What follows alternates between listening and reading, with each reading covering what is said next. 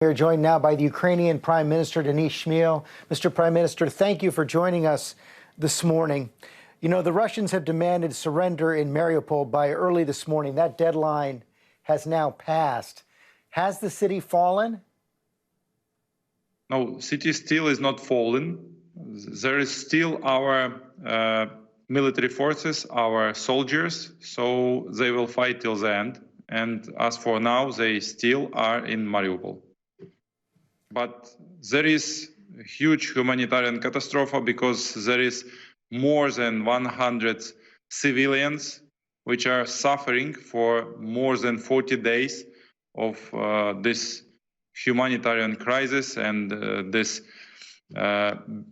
besieged city, and they have no water, no food, no heat, no electricity. And we ask all of our partners to support and help to stop this humanitarian catastrophe in Mariupol.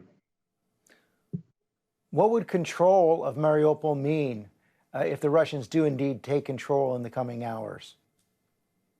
There still are our soldiers, and some of the regions of Mariupol is under Ukrainian control, so there is no whole control from Russian side of under Mariupol. You discussed the humanitarian disaster right now. We've seen the battering of Ukrainian cities continue. The Austrian chancellor met with President Putin this week, and he says that Putin now believes that he is winning this war. Has the tide turned? For now, no one big city in Ukraine is not fallen, and only Kherson is under control of Russians' military forces. But all of the rest cities are under Ukrainian control. We have some of the cities under surrounding, so they are besieged, but they're still under Ukrainian control. Bigger and smaller cities and towns are under Ukrainian control. Many cities, more than 900 cities and towns and villages in Kyiv, Chernihiv, Sumy regions are freed from the Russians' occupation and are deoccupied during the last weeks. So we still are fighting, and we have battle in Donbas region right now, but we do not have intention to surrender. President Biden authorized another $800 million in military aid this week. What more do the Ukrainians need? We are so grateful to American people, especially to President Biden, for support of Ukraine, to all of our international partners who support us ammunition, humanitarian, technical support for our country. We need more money for executing of our humanitarian and social obligations from side of our country. Now, only half of our economy is working, so we ask for financial support, and we will have meetings with ministers of finances, with prime ministers, with presidents in this sense, and we have a deficit of the budget about $5 billion per month during this every month of the war. So we appreciate and we are so gratitude for any financial support from side of United States and all of our international partners.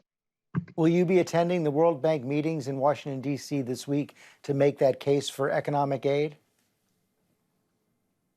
Our financial team will work next week in Washington with all the specialists and managers of World Bank, of IMF, of US Treasury, and we all will have communications and negotiations about financial support of our country.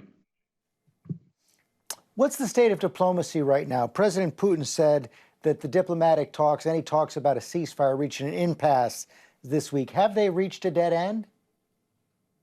In any way, Ukraine will prepare to stop this war during diplomatic way when it will be possible. But if one of side of this war if Russians wouldn't like to have negotiations, so we will fight till the end. Absolutely, we will not surrender. We will not leave our country, our families, our land. So we will fight absolutely till the end, till the win in this war. What's your major message to the West this morning? So Ukrainians are absolutely responsible for what are we doing during this war. We protect our country. For protection our country, for protection European democratic democracy, we need more sanctions from our West partners. We need more ammunition to protect our country and European borders.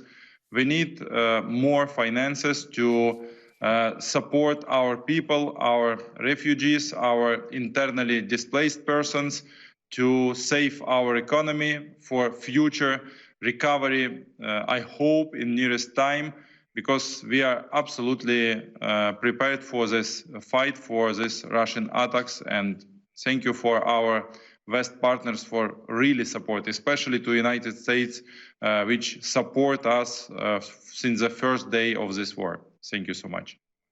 Mr. Prime Minister, thank you for your time this morning.